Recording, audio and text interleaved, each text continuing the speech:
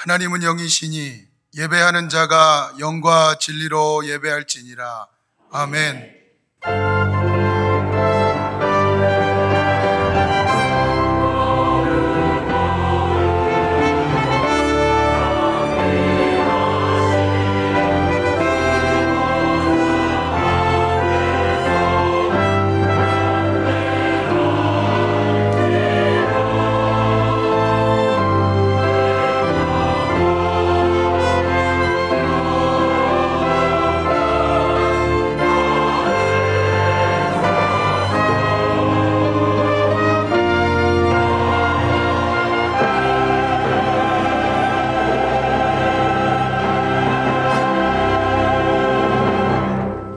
나는 전능하신 아버지 하나님 천지의 창조주를 믿습니다.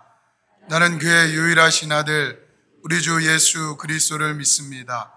그는 성령으로 잉태되어 동정녀 마리아에게서 나시고 본디오 빌라도에게 고난을 받아 십자가에 못 박혀 죽으시고 장사된 지 사흘 만에 죽은 자 가운데서 다시 살아나셨으며 하늘에 오르시어 전능하신 아버지 하나님 우편에 앉아 계시다가 거기로부터 살아있는 자와 죽은 자를 심판하러 오십니다. 나는 성령을 믿으며 거룩한 공교회와 성도의 교제와 죄를 용서받는 것과 몸의 부활과 영생을 믿습니다. 아멘.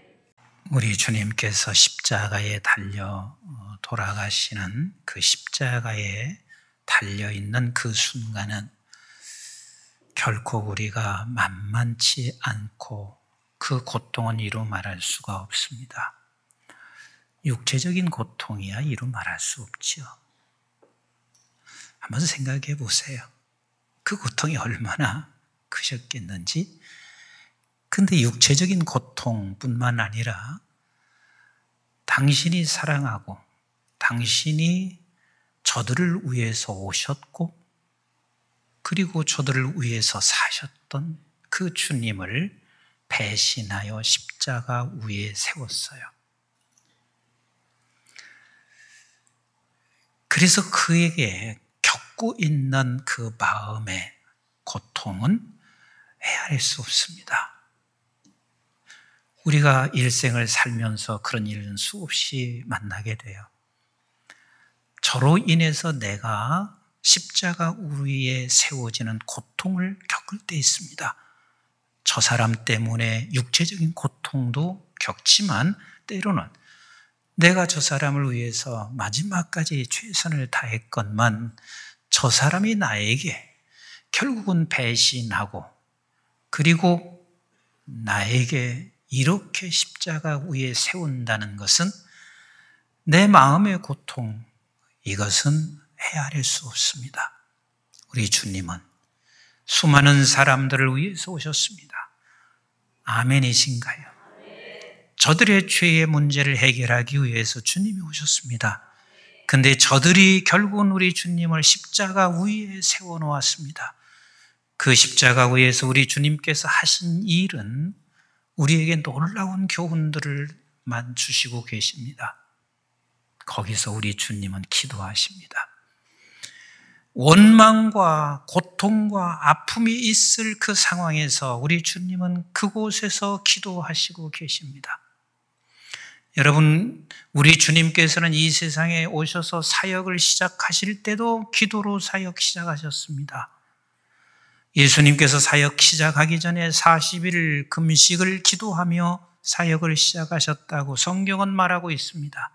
마태복음 4장 17절에 우리 주님께서 이렇게 말씀하시고 계십니다. 시작. 이때 예수께서 비로소 전파하여 이르시되 회개하라 천국이 가까웠느니라 하시더라. 이때에 비로소 그랬습니다. 그 이때에는 예수님께서 40일 동안 금식하신 후에 그는 주의 사역을 시작했고 회개하라 천국이 가까웠노라 전파하기 시작했습니다. 그러면 우리 예수 그리스도께서는 그냥 시작할 때만 그렇게 기도하셨나? 그렇지 않습니다. 우리 한번 누가복음 22장 39절로 40절 같이 읽어볼까요? 시작. 예수께서 나가사 뭘 따라?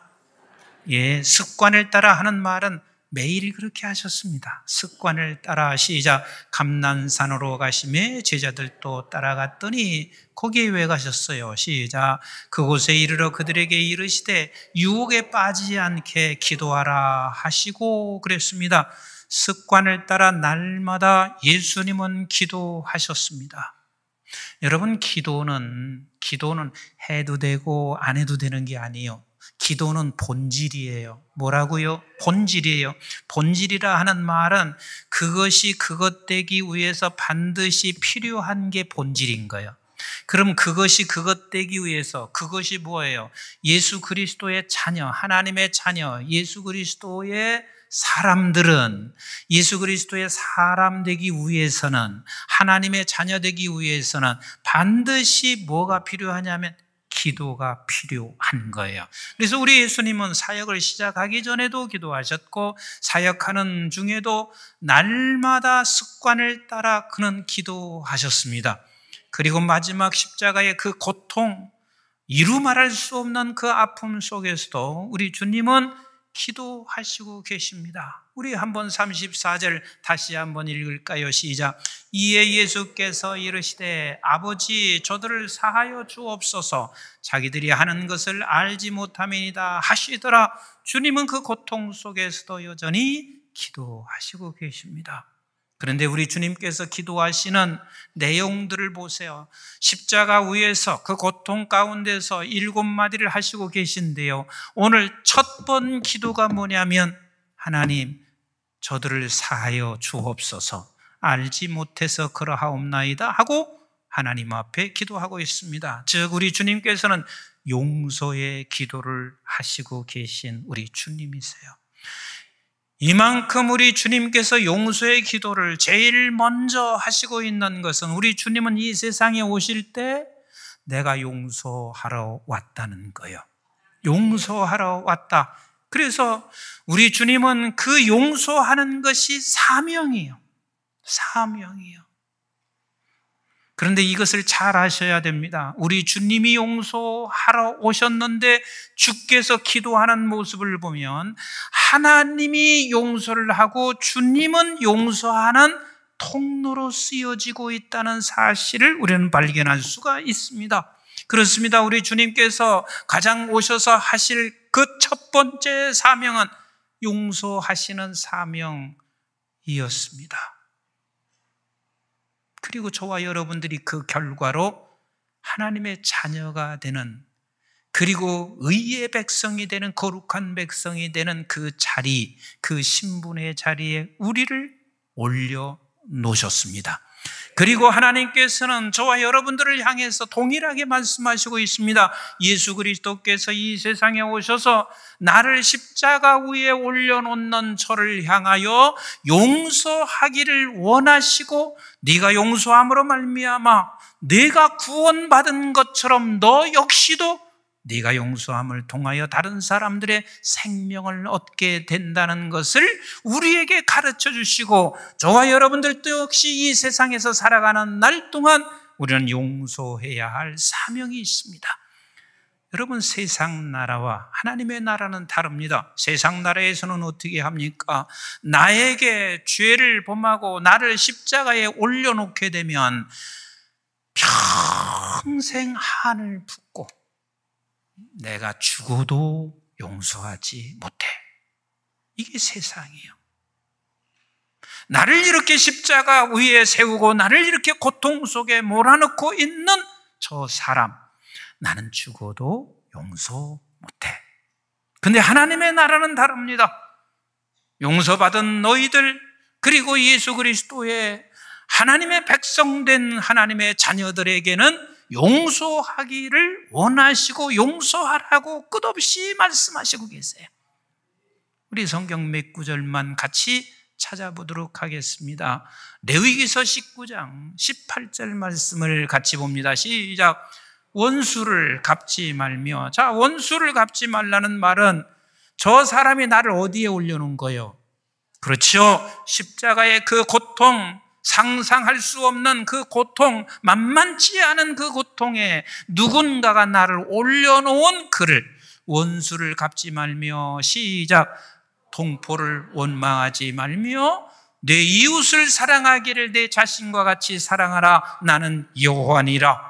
그러니까 내가 끝까지 해야 할 일은 뭐냐면 용서의 자리, 너를 그 십자가에 올려놓은 그 사람을 네가 끝까지 용서해야 돼. 또 보실까요? 마태복음 18장 22절 말씀 같이 봅니다. 시작. 예수께서 이르시되 내게 이르노니 7번뿐 아니라 7번을 70번까지라도 할지니라. 예수님의 제자인 베드로가 예수님 앞에 이렇게 묻습니다.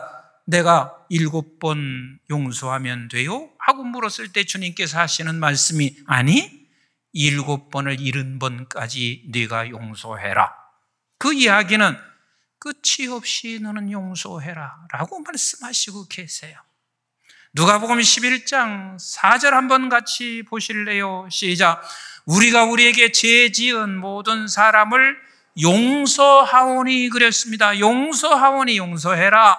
우리 죄도 사하여 주시옵고 우리를 시험에 들게 하지 마시옵소서 하라. 우리는 끝까지 용서해야 한다. 골로새서 3장 13절에도 이렇게 말씀하세요. 같이 읽어봅니다. 시작. 누가 누구에게 불만이 있거든 서로 용납하여 피차 용서하되 주께서 너희를 용서한 것 같이 너희도 그리하고 그랬습니다. 주님은 계속해서 성경은 우리에게 끝없이 말씀하십니다. 용서해라. 너는 용서의 사명자로 이 세상에 보내졌단다. 용서해라. 그런데요, 반드시 용서하지 않으면 안 되는 것을 성경은 말씀하시고 계세요. 반드시 용서해야 한다. 우리 한번 두 구절만 같이 읽어봐요. 마태복음 18장 35절 시작. 너희가 각기 마음으로부터 형제를 용서하지 아니하면 나의 하늘 아버지께서도 너에게 이와 같이 하시리라. 잘 들으세요. 이게 너 형제를 용서하지 않으면 나도 너 용서하지 않아. 이 말은 무섭습니다.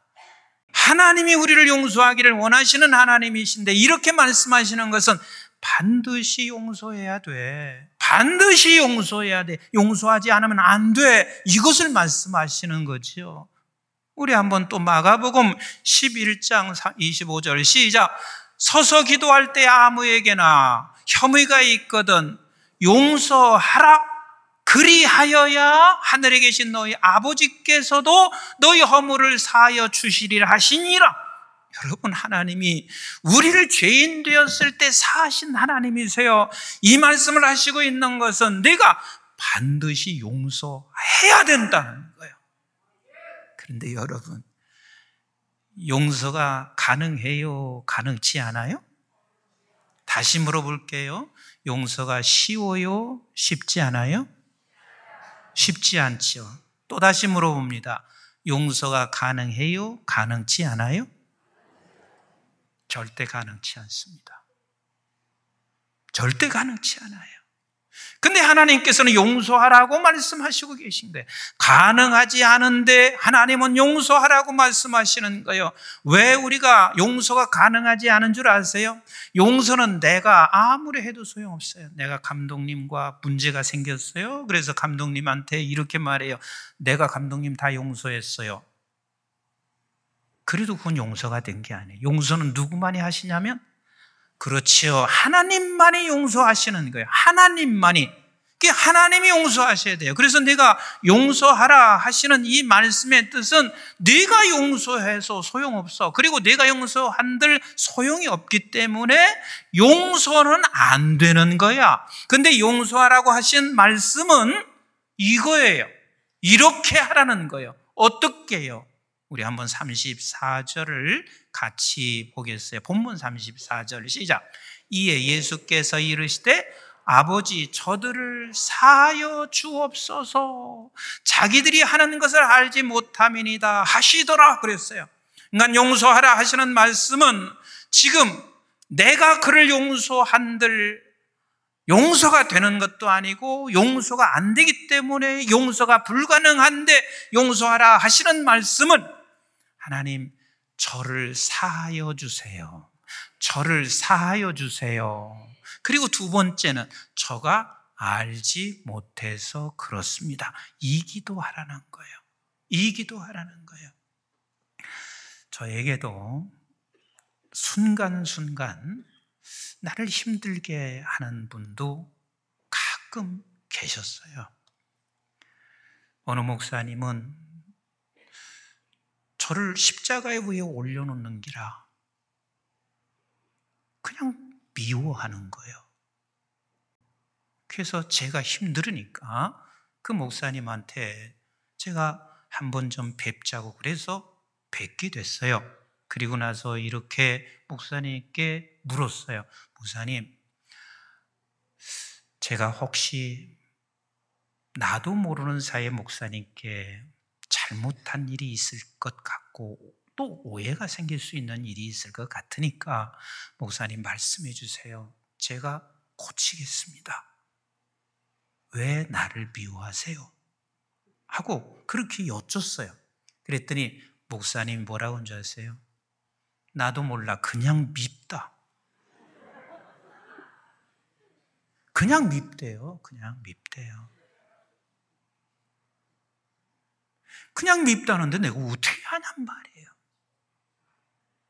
그 소리를 들으니까 더 화가 나는 거예요. 이유 없이 그냥 미운 거예요. 사람이 그럴 때 있어요. 어떤 사람은 저 사람이 질투가 되고 저 사람은 도대체 왜 저렇게 잘 나가지 그래서 시기도 될 수 있고 그냥 미운 거예요. 미운 거예요. 그런데 참 그게 쉽지 않아. 근데 하나님께서요, 이 말씀을 나에게 깨부쳐 주지 않았으면 제가 많이 힘들었을 거예요. 내가 용서할 수 있는 것은 아니다. 그런데 이렇게 기도하기 시작했습니다. 하나님, 저를 사하여 주세요. 저가 알지 못해서 그래요. 근데 이 기도는 가능하더라고. 그런데 이 기도를 거듭거듭 하다 보니까 내 안에서 자유가 생겼습니다. 그분은 나를 미워하고 그분은 나를 이유 없이 미워하고 있을지 모르지만 그러나 내 안에서 자유가 생겼습니다. 여러분들의 인생의 삶 속에 때때로는 부부가 될 수 있습니다. 내가 당신을 위해서 일평생 내가 이렇게 몸담고 살았는데 어느 날 갑자기 그가 나를 십자가에 올려놓은 것을 느낄 때가 있어요. 그래서 나는 용서할 수 없어. 일본에서 그런 데잖아요. 남편이 부인에게 잘못하면 차곡차곡 쌓아놓는 데잖아요. 그리고 나서 은퇴하는 딱 그 순간에 그때 발로 딱 차고 이제 혼자 살아봐라. 그리고 나온 데잖아요. 그건 세상 사람은 얼마든지 그리 할 수 있겠죠. 그러나 하나님의 백성들은 부부 사이에 때로는 나를 십자가에 올려놓았어. 일평생 나를 속썩여도 그렇게 속썩일 수가 없는 기라. 제대로 돈을 벌어다 주나. 그런데 또 날마다 속을 썩여. 그래서 내가 십자가 위에 있어요. 용서돼요? 안 돼요? 우리 여자분들 얘기해 보세요. 용서돼요? 안 돼요? 안 되죠. 용서 안 되죠.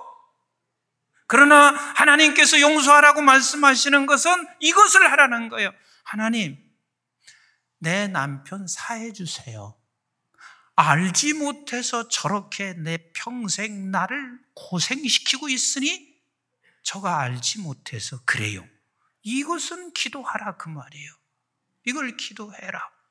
왜 하나님께서 이것을 반드시 하게 하고 이것을 사명으로 있게 하고 그것을 해야 할 이유가 두 가지 때문에 그래요. 그 하나는 뭐냐면 네가 용서해야 내가 용서해. 하나님은 저 사람을 용서하는데 너를 통해서 용서하게 되어 있어. 우리 한번 요한복음 20장 3절 같이 보세요. 시작. 너희가 누구의 죄든 사하면 뭐예요? 사하여질 것이고 누구의 죄든 그대로 두면 그대로 있으리라 하시니라. 이게 얼마나 어마어마한 말씀이에요. 나는 용서하기를 원해. 얼마나 용서하기를 원했으면 내 아들 독생자를 이 세상에 보냈겠나. 그런데 그 용서를 우리 하나님께서 독생자 예수를 보내시면서도 나는 너를 통해서, 아들인 예수를 통해서 인류의 죄를 용서하기를 원하고 있어. 그래서 우리 주님께서는 당신을 십자가 위에 세워놓은 저들을 바라보며, 저와 여러분 모든 인류를 바라보며, 아버지 저들을 사하여 주시옵소서. 알지 못해서 그럽니다. 이렇게 기도하시고 계세요. 저와 여러분들에게도 동일합니다. 사랑하는 내 자들아, 사랑하는 내 아들들아, 너를 지금 누가 십자가 위에 올려놨느냐? 너희 시어머니냐? 너희 부모냐? 내 자식이냐? 믿음의 동료냐? 누가 너를 십자가에 올려놨느냐? 근데 하나님께서는 말씀하시고 있습니다. 네가 사하면 내가 사한다 하는 이 말은 내가 그를 용서해줘서 생명을 건져내고 싶다 그 말이에요. 그래서 우리가 할 것은 내가 용서할 수 있는 권한도 없어요. 그러나 그 권한이 뭐냐면 하나님 사해 주세요. 알지 못해서 그러합니다. 이 기도를 하는 거예요. 그래서 네가 그 통로가 되면, 네가 이 사명을 감당하면 생명을 건져낼 것이고 그를 건져낼 것이고, 그럼 나는 뭔가? 저와 여러분들에게는 하나님이 주시는 놀라운 평강을 얻게 하십니다. 제가 잘 알고 있는 목사님 한 분이 저에게 이렇게 말씀하셨어요. 목사님, 내가 10년간 이 단체, 이 기관에 쏟아부은 게 얼마나 많은지 모릅니다. 그런데 10년간 쏟아붓고 나서 결국은 자기에게 돌아온 것은 누명과 억울함. 그래서 당신이 말할 수 없는 고통 속에 저들이 넣습니다. 그분이 이렇게 말씀하세요. 나는 내가 지금 겪고 있는 이 고통보다 3년 동안 저들이 너무 미워서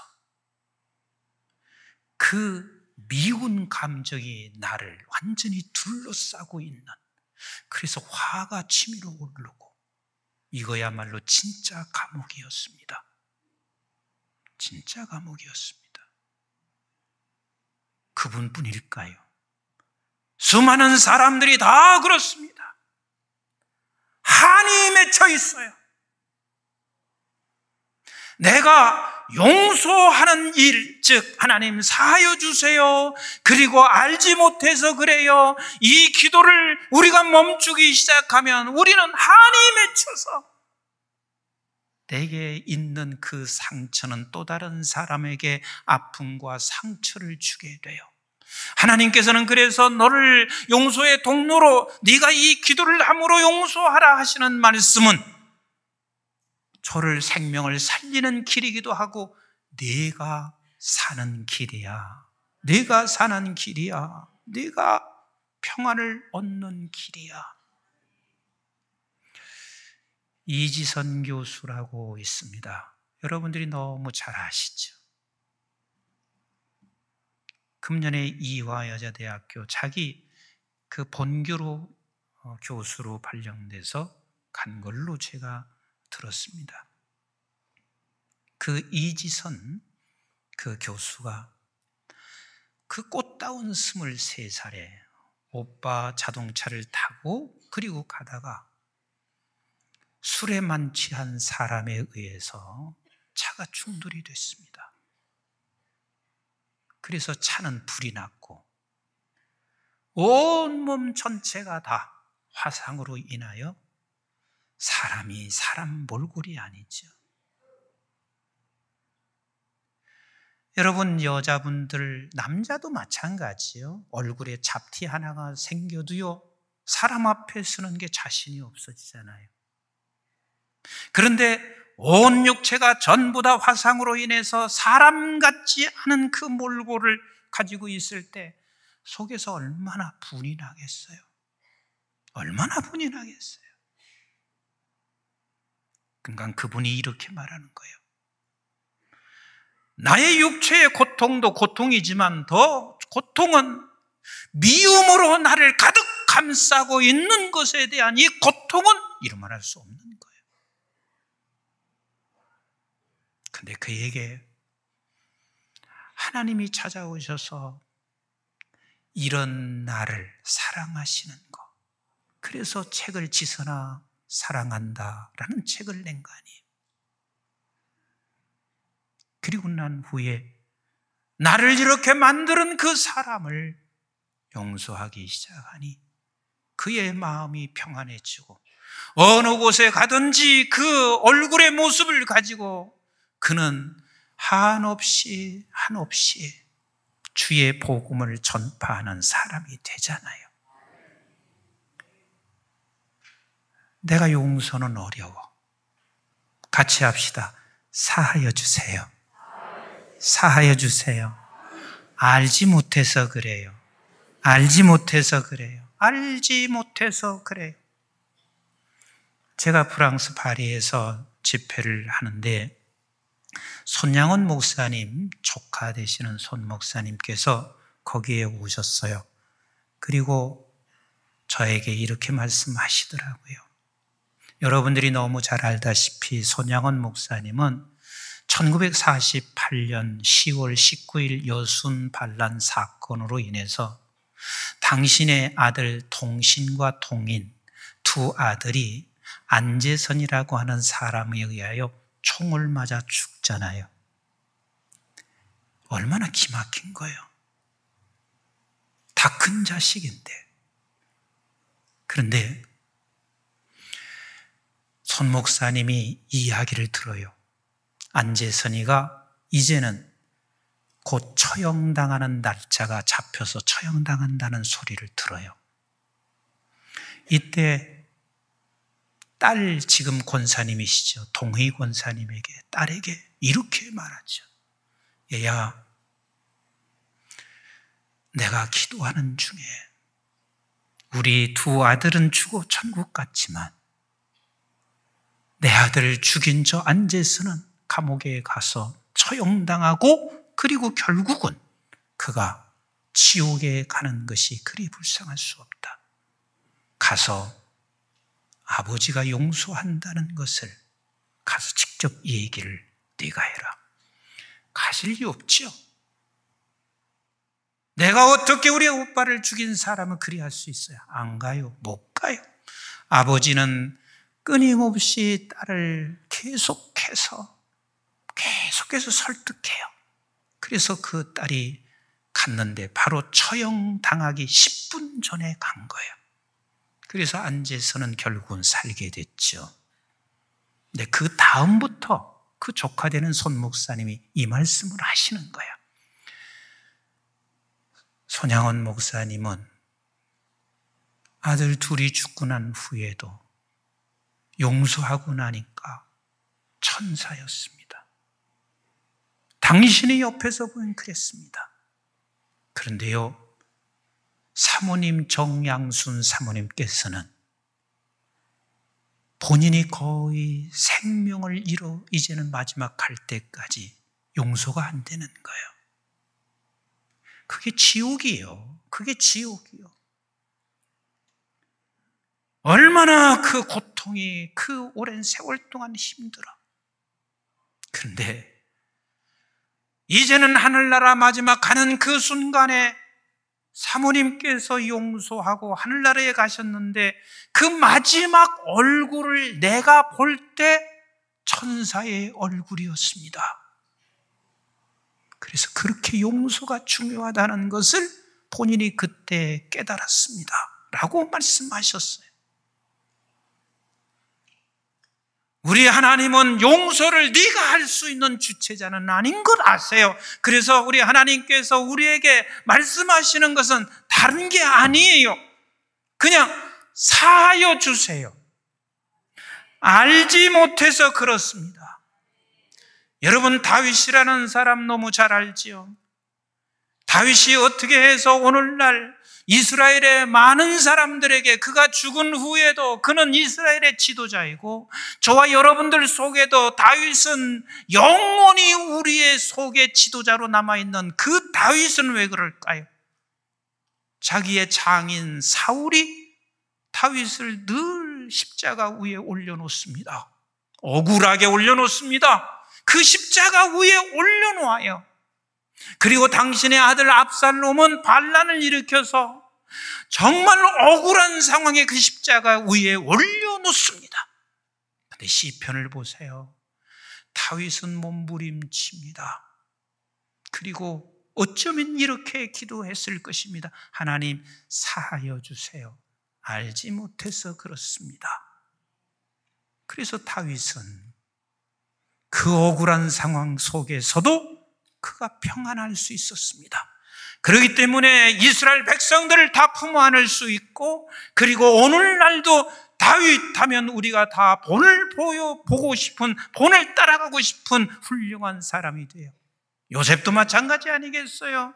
세상에 그런 형들을 어떻게 용납할 수 있어요? 아니, 형들이 어떻게 해서 나를 시기하고 질투하여 나를 죽일 수가 있나? 나를 어떻게 그렇게 팔아넘길 수가 있나? 생각만 해도 요셉은 형들이 미워 견딜 수 없었을 것입니다. 요셉이 총리가 된 것이, 그것이 성공이 아니요, 그 자리에 있는 그 순간 그 형제들을 용서할 수 있었기 때문에 그렇습니다. 그 용서는 틀림없이 그랬을 것입니다. 하나님, 사하여 주세요. 알지 못해서 그래요. 끝까지 알지 못했지요. 그래서 아버지가 돌아가시면 우리를 반드시 보복할 것이라고 생각할 만큼 끝까지 알지 못했어요. 그러나 우리 하나님이 나를 여기까지 인도하신 것을 알았습니다. 하나님의 백성들은 세상의 지도자요, 다윗만이 지도자가 아니요, 요셉만이 지도자가 아니라 하나님의 백성들은 모두가 다 이 세상의 지도자인 거예요. 그래서 우리는 이렇게 기도할 수 있어야 돼요. 나를 억울하게 십자가에 올려놓아 고통 속에 빠뜨린 저 사람을 위하여 하나님, 사하여 주세요. 알지 못해서 그렇습니다. 저는 이것을 제 스스로도 경험했습니다. 그런데 그게 돼요. 용서는 할 수 없는데 하나님, 사하여 주세요.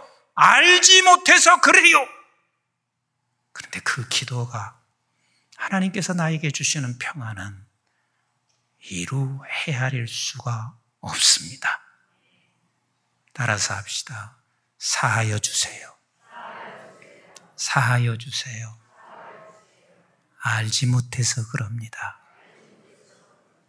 그래서 우리 사랑하는 성도 여러분, 십자가 위에서 육체적인 고통만 겪거나 마음의 고통을 겪으며 고난 속에 있는 게 아니라, 나를 십자가 위에 세운 저들에게 이 두 가지 기도를 항상 하시면서 이 시대에 온 세상을 품어내는 저와 여러분, 우리 한국중앙교회 성도들 되시기를 주의 이름으로 축복합니다.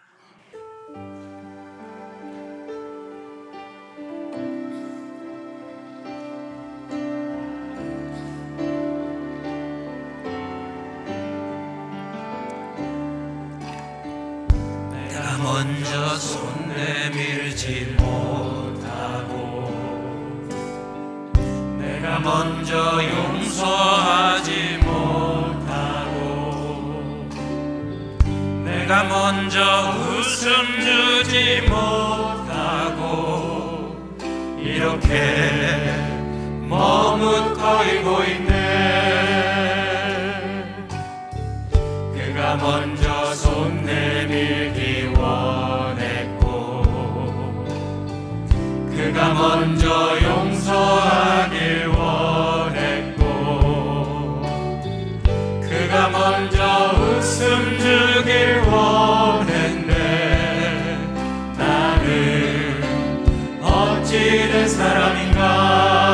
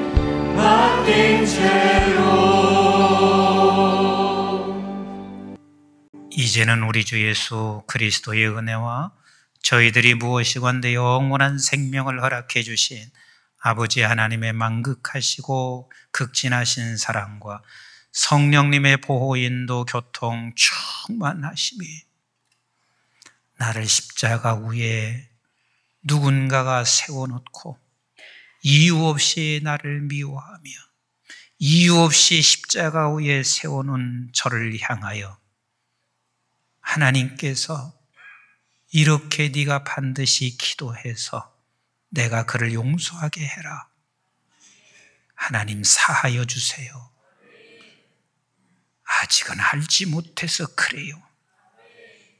이 기도는 평생 우리가 놓치지 않게 하여 주시어서